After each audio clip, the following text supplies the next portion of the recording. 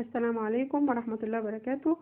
هنعمل النهاردة وصفة جميلة جدا، صينية بطاطس بالكفتة من غير ما نقلي في الزيت ولا نسبك الصلصة، وأكلة صحية جدا وتنفع للدايت. شايفين الجمال؟ كفاية بس شكلها. تعالوا مع بعض نعرف الطريقة والمكونات. معايا نص كيلو لحمة مفرومة،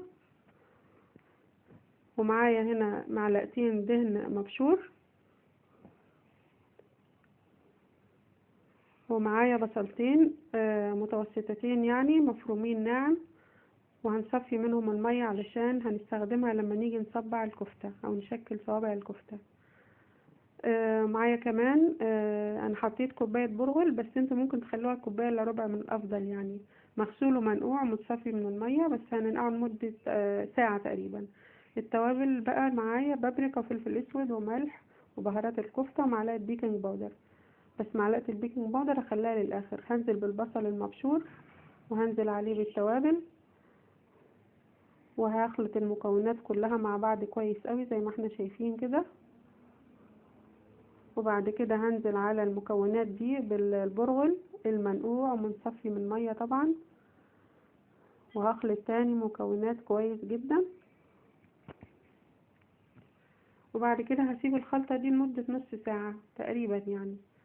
بعد كده هنزل ببقية مكونات الكفتة اللي هي اللحمة المفرومة، وطبعا معلقتين الدهن المبشور ومعلقة البيكنج باودر اللي انا قلت لكم هخليها للاخر خالص. هنا بقى هعجن، مش هخلط بس مجرد خلط عادي، لا هعجن الكفتة عجن كويس قوي قوي لحد ما الاقي كده العجينة متماسكة وجميلة في ايدي زي ما احنا شايفين كده، واسيبها برضو ربع ساعة او نص ساعة لما تشد اكتر شوية. بعد كده هشكل التشكيل العادي خالص. زي ما قلت لكم في الاول، الوصفة دي صحية جدا جدا، ما هقعدش اقلي بقى في الزيت ولا هسبك صلصة ولا اي حاجة، كله ني في ني زي ما احنا شايفين، بس النتيجة هتلاقوها قدامكم، جربوها بس.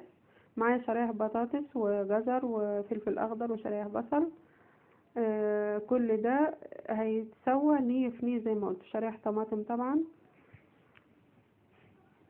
وهضيف الملح والتوابل وهخلط كل الخضار ده مع بعضه، وممكن تضيفوا اي خضار انتوا بتحبوه مع البطاطس عادي خالص مفيش مشاكل. وهضيف نص كوباية مية بس على المكونات دي كلها، وهحط بقى صوابع الكفتة على الصينية وانا مسخنة الفرن من قبل ما ابدأ يعني في الوصفة الجميلة اللي قدامنا ديت. هدخل الصينية الفرن على درجة حرارة 180 على اخر رف، وبعد كده ارفعها تحت الشواية. وتفضلوا احلى صينية بطاطس بالكفتة، صحية جدا وخفيفة. واتمنى الوصفة تكون عجبتكم، ونتقابل مع وصفة ثانية احلى وسهلة مع صافي ان شاء الله. مع السلامة.